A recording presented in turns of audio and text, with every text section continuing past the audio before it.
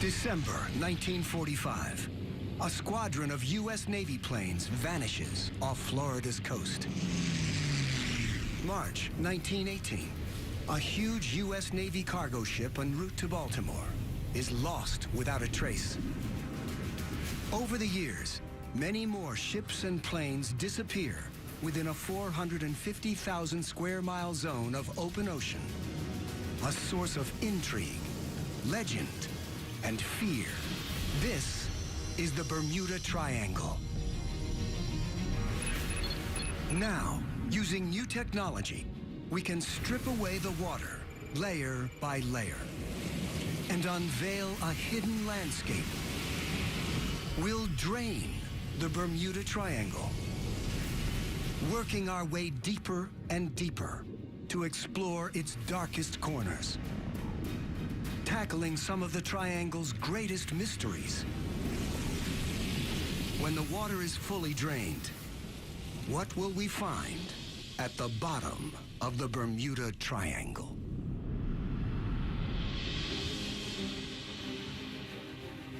Bermuda, an island oasis 650 miles off the east coast of the United States. For centuries, it's been a refuge for Atlantic shipping, but the island's waters conceal a deadly threat. At the same time as being incredibly attractive, Bermuda also represents a serious no-go area for mariners without specific Bermuda experience. Bermuda's name comes to strike fear into the hearts of sailors and earns a reputation as the Isle of Devils. The paradox of Bermuda's paradise is that it was literally a ship's graveyard for its first 200-300 years.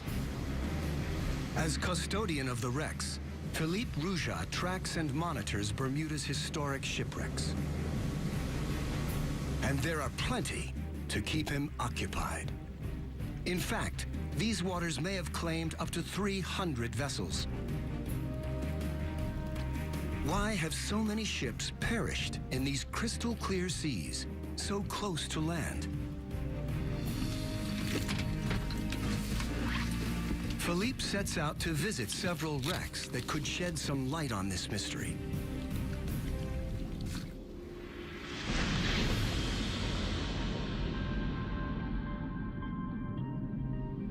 First, the Mary Celestia, an iron-hulled steamship carrying supplies in the American Civil War. She left Bermuda, she came down South Shore and came to her demise right here, which is a very curious thing because we're literally only 800 meters from shore. And it happened on a flat, calm day. There's a lot of intrigue about it. Trying to figure out just how this came to be. She lies only about 50 feet down. The ship's distinctive paddle wheel is still recognizable.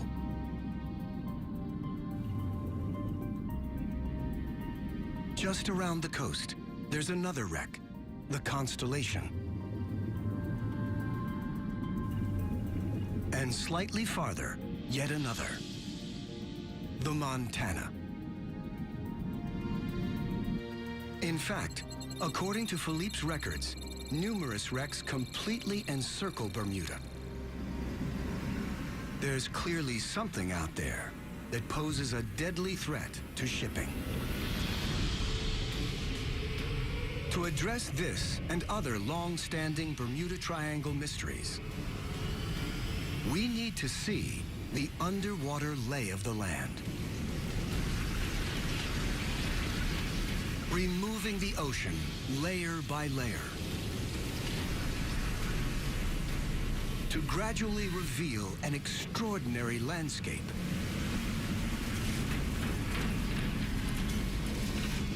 Never seen before.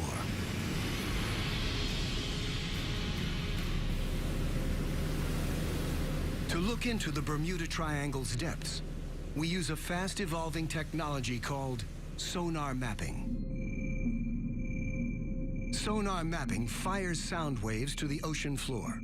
The return signals display the shape and depth of the land beneath. And it's sonar technology that may help uncover the cause of the hundreds of shipwrecks surrounding the island. doing, Nick? All right, good, man. How you doing? Geologist Nick Hutchings is a modern-day prospector. He's using sonar mapping to hunt for signs of specific underwater formations close to where some of Bermuda's wrecks lie.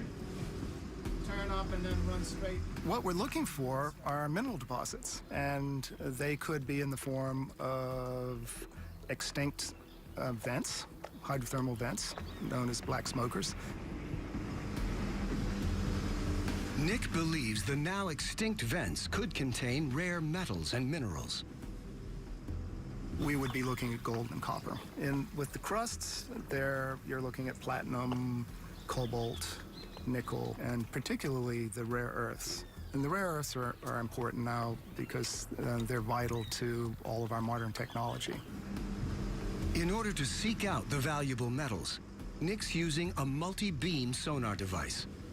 The data reveal an extraordinary underwater landscape around Bermuda, including what appears to be a mountain edge. We have a big sort of flat plateau. We'll steam out to what we call the edge. You get to the side and then it runs down at a slope of about 60 degrees. And that run down 350 fathoms. Why are we finding the edge of an underwater mountain just off the coast of Bermuda? To find out, we need to see the bigger picture. The latest sonar data from all around Bermuda allow us to virtually drain this entire area. With the water gone, the tiny island appears to perch on a spectacular mountaintop, a seamount 2.5 miles high, all alone in the middle of the Atlantic Ocean. So how did it get here?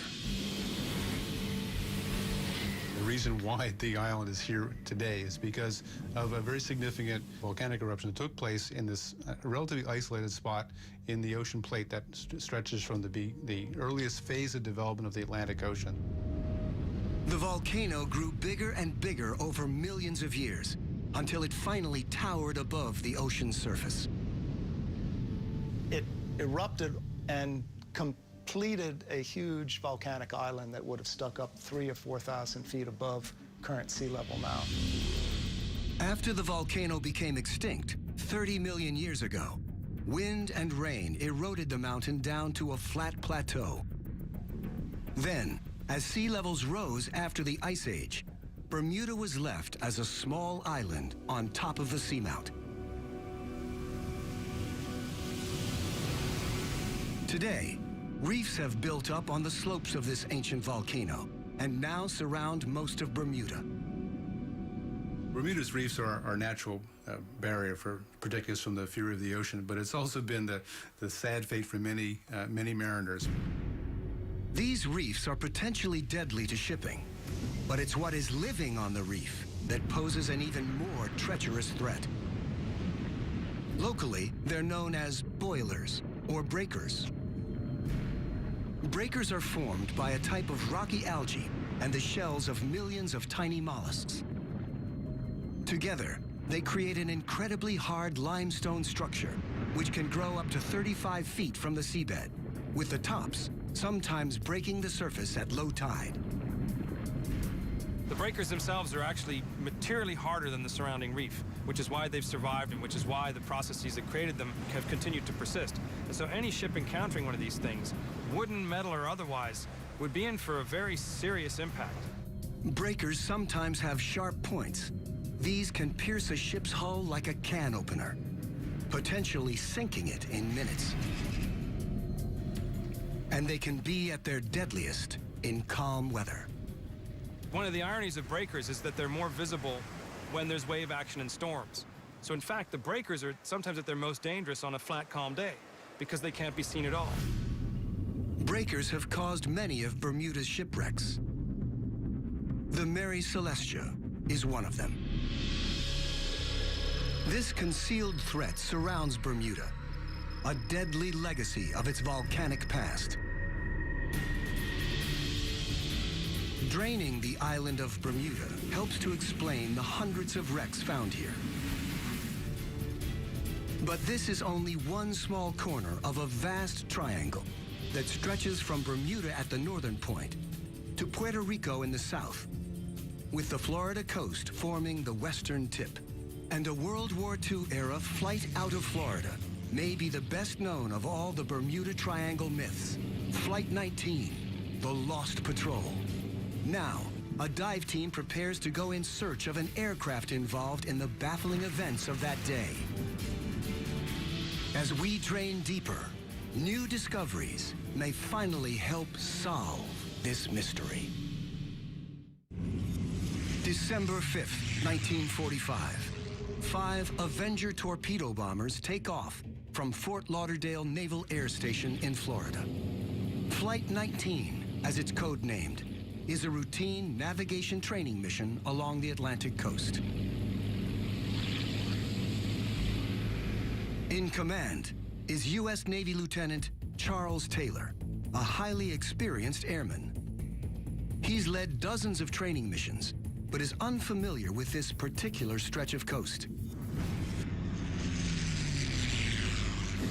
Midway through the mission, things start to go wrong. Lieutenant Taylor reports trouble with his compasses. With the weather deteriorating fast, they're soon hopelessly lost. A PBM-5 Martin Mariner sets out on a rescue mission to locate the flight and guide the pilots back home. The Mariner calls in a routine message. After that, it's never heard from again. No wreckage has ever been recovered from Flight 19 or the Mariner rescue plane. All kinds of weird and wonderful theories have been put forth to explain the disappearance of these aircraft, from alien abductions to the effects of an electromagnetic fog. It's more likely the pilots simply got lost, ran out of fuel, and had to ditch somewhere over the ocean. The Mariner and Flight 19 ran into trouble somewhere in the area surrounding the Bahamas. For the first time, it's possible to drain this area to the seabed, around 3 miles down. Draining reveals a vast, featureless underwater zone known as the Abyssal Plain. It's like a gigantic underwater desert, and easy to see why the aircraft have never been recovered. But now, 70 years later, we may finally be close to finding the Martin Mariner rescue plane. Mike Barnett is a technical diver who specializes in hunting down lost aircraft. He's spent years investigating the Flight 19 incident and thinks he's got a pretty good idea where the Mariner crashed. I tried to recreate the flight path in my mind where this aircraft might have gone and where it went down. Starting off down here at Banana River Naval Air Station where the aircraft launched from, it traveled north up to Cape Canaveral and then it headed offshore to rendezvous with the search area it was assigned. We know about a half hour after taking off, there was an explosion sighted. There's a freighter out there that recorded seeing an explosion midair. When the vessel got on site, they didn't find any debris. Either the aircraft sunk or portions of it were carried away by the Gulf Stream. Today, Mike and his team set out in search of the remains of the lost aircraft. The site we're going to investigate today, it's about 230 feet of water, about 50 miles off the coast. We think this is a potential suspect worthy of investigation because it is in the general area. It's a little bit north of where we would expect it, but with the influence of the Gulf Stream, it could have been carried north. Local fishermen have reported wreckage in this area, and Mike's looking for it on his sonar. We just ran over the target. It's low profile, it's fairly small, which you'd expect for an aircraft. I guess at this point now, it's just time to suit up and go check it out. Dive. The target's more than 220 feet down. Mike thinks it could be a plane, but he can't yet tell whether it's the Mariner. Visibility at this depth is limited, and a strong current makes the search really challenging. We know we're close. There's a lot of fish, and shipwrecks, they attract fish, so we know we're in the vicinity. Then, out of the gloom, the divers spot something. That's the nose wheel of the aircraft. And just a stone's throw away, the rusted fuselage of a large aircraft. As an aircraft wreck site, this is quite interesting. You have a lot of intact structure there. Typically, over time, these aircraft are just bits and pieces on the seabed. So to see something like this is quite spectacular.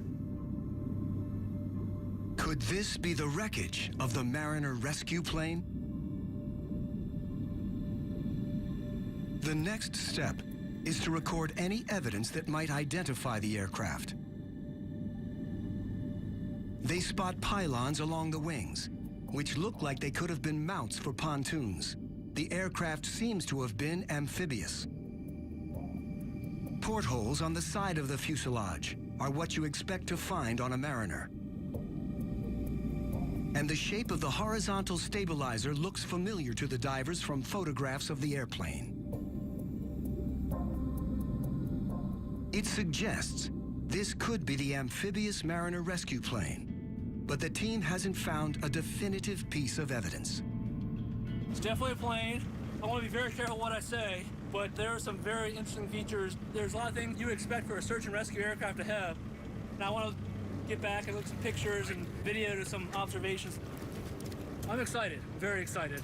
Something that warrants further scrutiny. Mike needs an expert opinion to identify the plane, so he shows the dive footage to an aviation historian, Roy Stafford. Okay. Roy's a former U.S. Navy pilot and an authority on American military aircraft.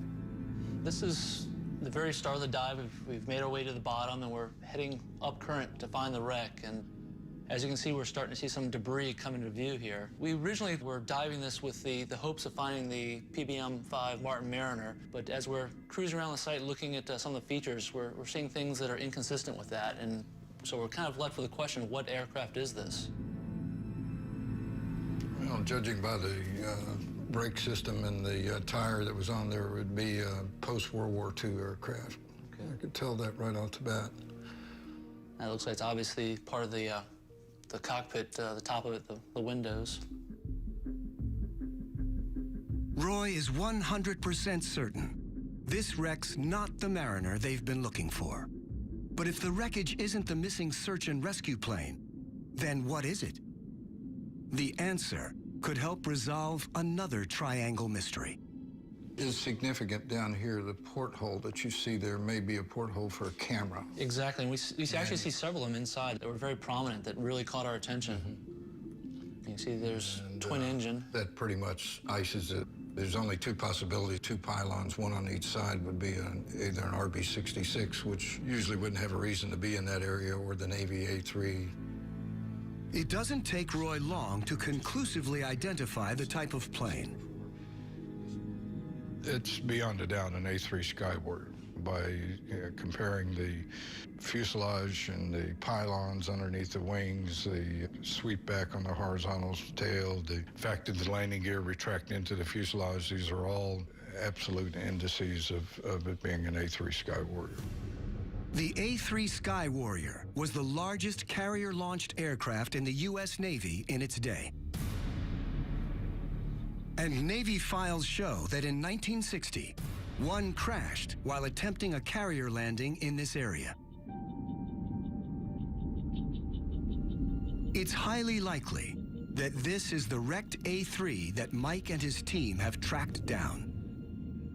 But Flight 19 and the Mariner rescue plane remain lost.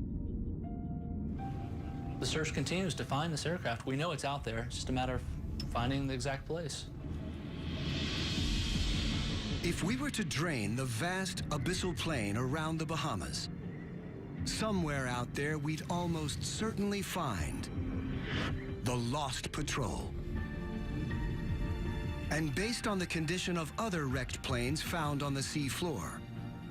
This is how we'd expect them to look after 7 decades in the sea. As we drain even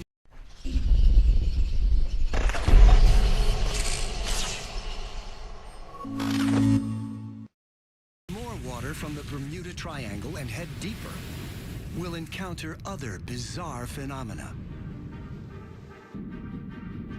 In the Bahamas, ancient tales speak of sea monsters hidden in deep underwater caves. Beasts that consume people and ships. Now scientists are uncovering the extraordinary truth behind these legends.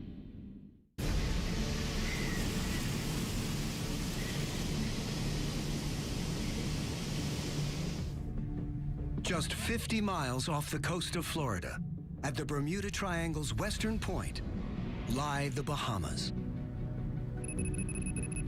An archipelago of more than 700 islands. Here we encounter one of the Triangle's most mysterious natural forces. Whirlpools that, according to local legends, can suck down people and ships. With the ocean's drain to nearly 3 miles, a stunning landscape is revealed. The Bahamas sit atop a vast limestone plateau that rears up from the seabed. It's known as the Great Bahama Bank. Cliffs taller than any found on dry land soar nearly 15,000 feet, almost 3 times higher than the Grand Canyon.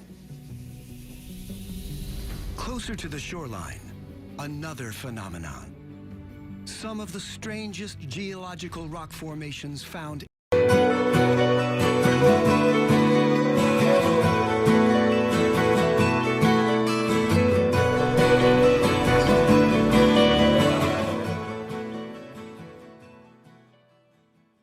anywhere in the world. They're called the blue holes. Gigantic underwater cavities extending hundreds of feet below sea level. Dean's Blue Hole is the biggest and deepest of them all. Tom Iliff is one of the world's leading blue hole experts and well aware of the dangers. There have been instances where people get too close to the edge, and there's a very steep slope of sand that drops down into the blue hole. If you're not careful, one step over the ledge and you go sliding down into it. Over the years, Dean's Blue Hole has claimed several lives. Locals tend to keep their distance, warned off by some alarming supernatural tales. In the Bahamas, there's a lot of stories and folk legends pertaining to blue holes. One of them is that there's a monster called the Lusca that lives down in the blue hole, and the water coming in and out is actually the Lusca, this monster, inhaling and exhaling water. There's stories of ships coming in close to the blue hole and actually being sucked down by the inhalation of Lusca. Incredibly, Tom has observed whirlpools at Dean's Blue Hole, just like those spoken of in the legends. When the tide's been going in, I've seen as many as 3 vortexes or whirlpools simultaneously sucking water down into this cave. Tom's eager to find a rational explanation for this strange phenomenon. There's a tidal effect at work here. But could there also be other forces operating in the blue hole's largely uncharted depths? The only way to find out is to dive. Tom's been exploring blue holes in the Bahamas for more than 20 years, and they never fail to impress. They're portals to another world. When we dive in this, it's like going to no other place on the planet. The blue holes are an unusual natural feature that geologists now think they understand. In the last ice age, sea levels were lower. Back then, all this limestone was above ground. Acidic rainwater percolated down into the limestone, eroding large voids in the rock. Eventually, the ceiling of a void collapsed in, creating the distinctive blue hole bottle shape. As sea levels rose at the end of the Ice Age, the entire feature was submerged. As Tom dives down into Dean's blue hole, it suddenly widens out.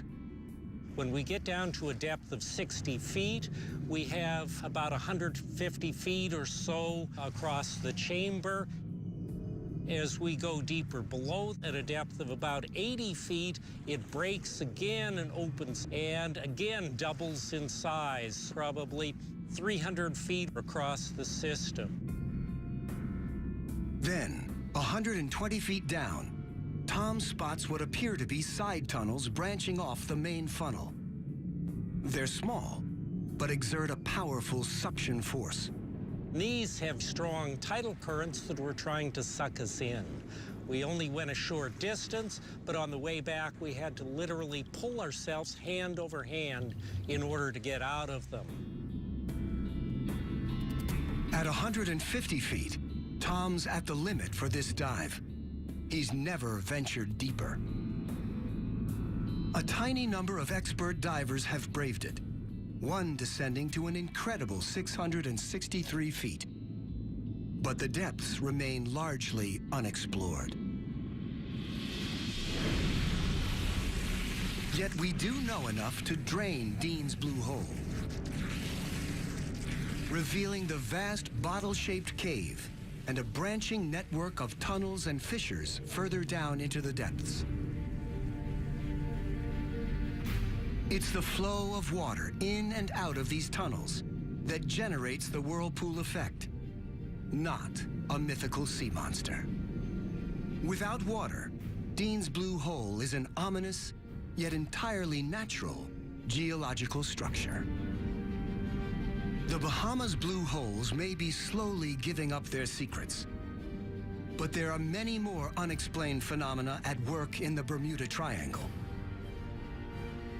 Strange tales of gigantic walls of water appearing out of nowhere, and a curious underwater substance covering the seabed with the potential to destroy ships. March 1918, a U.S. Navy cargo ship sets sail from Barbados. The USS Cyclops is a large 19,000-ton bulk carrier. She's transporting a cargo of manganese ore, and there are 309 men on board. One day out of port, she enters some of the deepest waters in the Bermuda Triangle area and simply disappears. No trace of the massive ship or its crew has ever been recovered.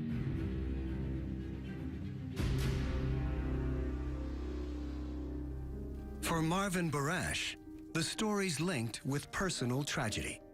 My great-uncle, Lawrence Merkel, was a fireman on board the ship. He was in his early 20s, and he was among the 309 lost. Typically, when ships are lost, something is found. Whether it's part of a lifeboat, whether it's some cargo, some piece of wreckage, something turns up eventually. In her case, nothing. The absence of any scrap of wreckage soon gives rise to some wild theories. All kinds of bizarre stories came out. There was a Washington, D.C. newspaper that claimed that she had been taken over and had been turned into a pirate ship and was running in Amazon waters. Others were saying that she had been taken over by a German submarine, even as far as gigantic sea life, like octopus. There were some pictures of such incidents in some newspapers across the country. Marvin has devoted his life to finding out what really happened to the Cyclops. He's scoured every document and record linked to the ship. It's taken decades of painstaking research, But he now believes he's identified a fatal weakness in the ship's design. She was at one time the largest and fastest U.S. Navy ship afloat. She had a flat bottom. She rolled quite easily. And on one day, she rolled approximately 50 degrees one way and in the high 40s the other way. And to many vessels, that could have just continued and caused a complete catastrophe. So given the ship's tendency to roll, did something happen to tip her over? Something extraordinary. For centuries, mariners have spun tales of rogue waves. Enormous walls of water appearing out of nowhere, overwhelming any ship in their path. The idea of rogue waves has been the thing of legend for many, many hundreds of years. Mariners come back reporting having seen these waves, having experienced and survived these rogue waves. According to Dr. Simon Boxall, these old tales can no longer be ignored. By using satellites, we can observe the entire world in a few days. And so we have, over the last 20 years, observed and measured freak waves, which are, in some cases, in excess of 100 feet. So they do exist. Supersized waves have occasionally been captured on film. This one, in the winter of 2012, slammed into an emergency response vessel in the North Sea.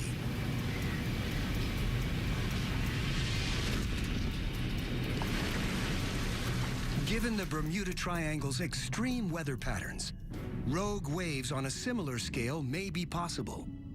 You have North Atlantic, you have equatorial storms, the hurricane system's coming through on a regular basis, and you've got storms coming off the Gulf of Mexico. And these come together to create a very confused and a very turbulent sea with freak waves. So did the Triangle's turbulent seas produce a freak wave large enough to sink the Cyclops? The Bermuda Triangle has long been thought of as a place of mystery. We're using the latest technology to drain it layer by layer and possibly dispel the myths. Sometimes experimental science can help tackle a long-standing puzzle. Plymouth University in southern England, the Coast Laboratory Wave Tank. This is one of the most advanced wave tanks in the United Kingdom. It can simulate a wide range of the ocean conditions that occur in the Bermuda Triangle. Scientists here take the theory of rogue or freak waves very seriously. Let's go for a focus location of 16 meters. Today, these oceanographers are conducting an experiment to determine whether a rogue wave could have sunk a large vessel like the missing U.S. Navy ship, the Cyclops. The team deploys a scale model comparable in size to the Cyclops. First, they generate a normal wave pattern.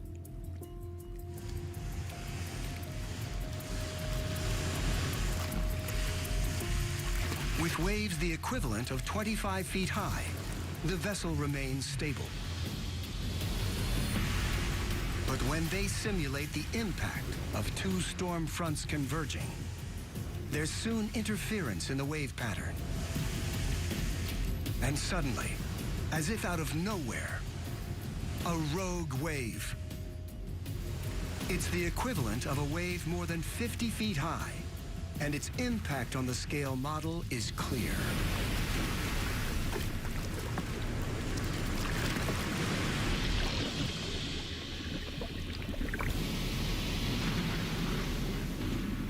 So there is evidence that a rogue wave could theoretically have sunk the Cyclops.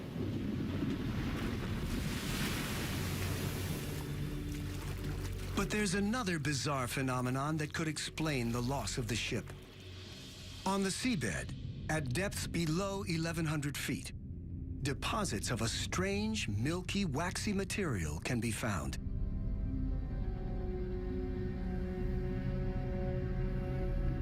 A single patch can cover an area bigger than Manhattan. It's a substance called methane hydrate.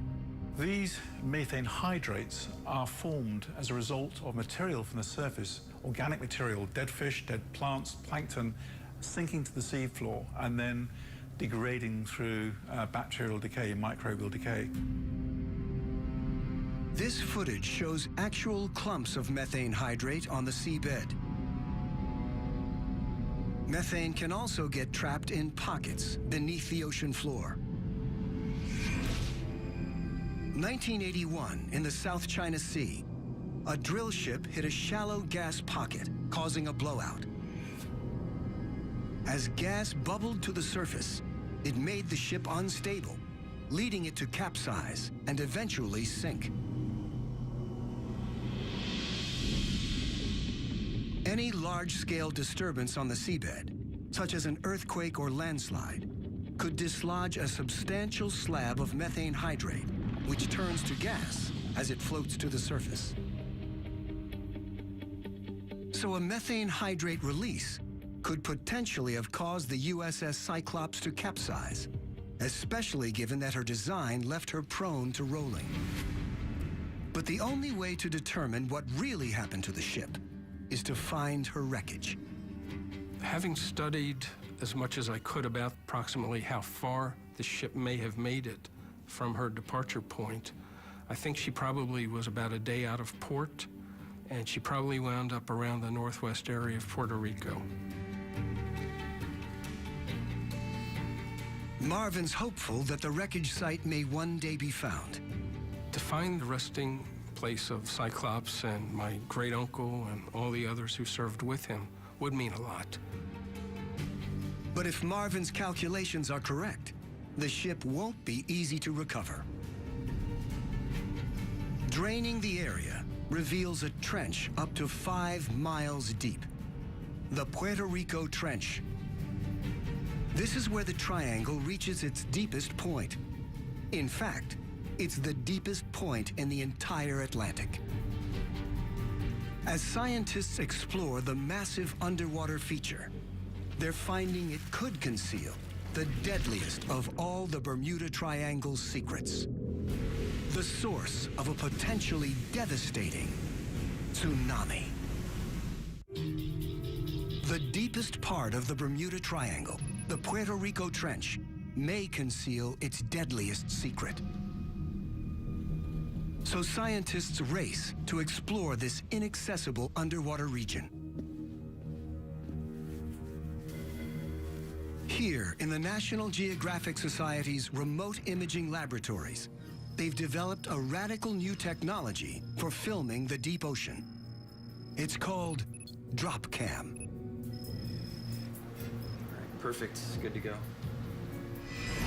After years of development, lead engineer Eric Birkenpass tests his camera in the ocean off Chile. It's unpowered. A heavy weight pulls the camera down.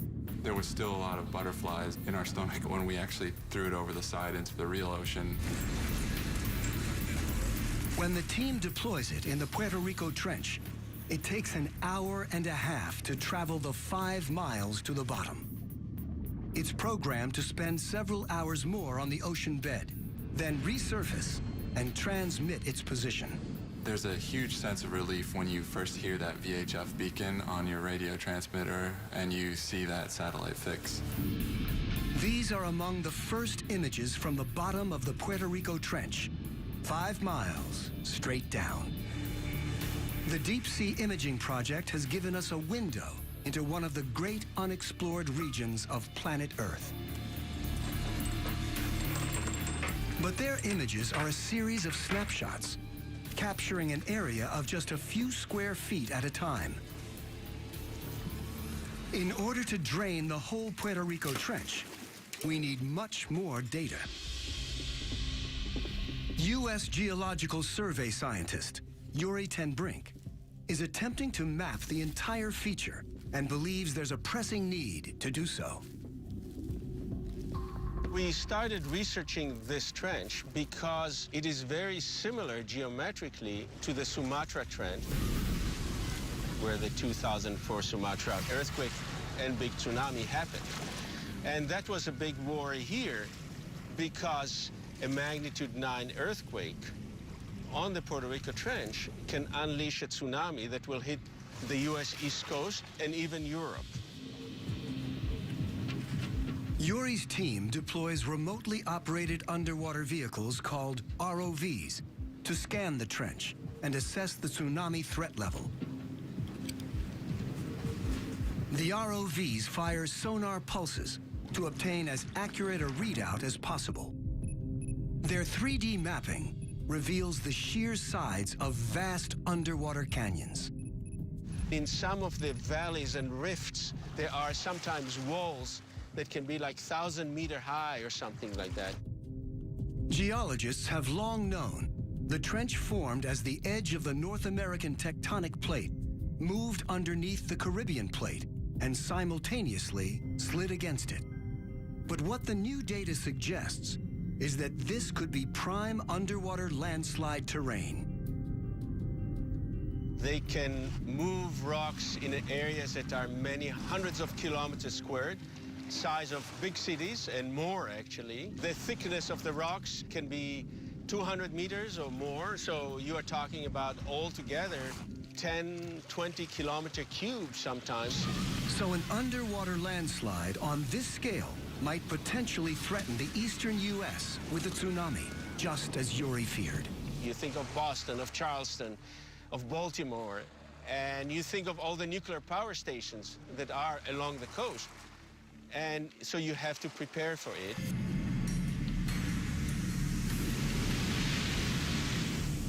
The terrifying impact of a tsunami on an insufficiently protected nuclear power station is now understood. Following the 2011 Fukushima disaster, for an equivalent tsunami to reach the U.S., there would have to be a magnitude 9 earthquake in the trench.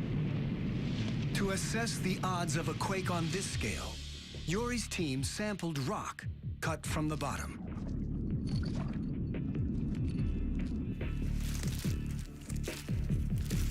Back in the lab, they were able to reach conclusions about the threat to East Coast residents and those living closer to the trench. From our current understanding, we are not sure that it's capable of such large earthquakes. That not to say that it's not capable of big earthquakes, magnitude 8 to 8.5. That could also happen. They may not hit the U.S. East Coast, but they will still cause tremendous damage in the Caribbean.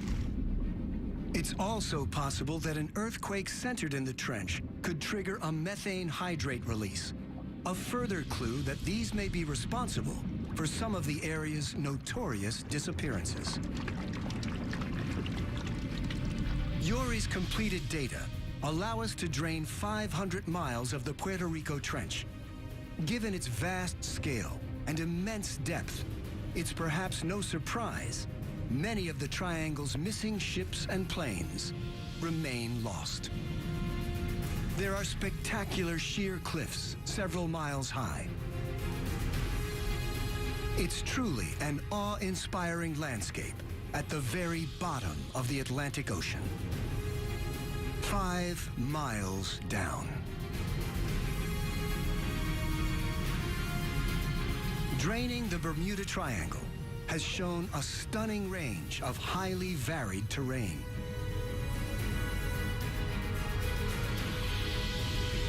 Including some of the strangest features known to exist in our oceans. The myths and legends of the Triangle are persistent and deep-rooted.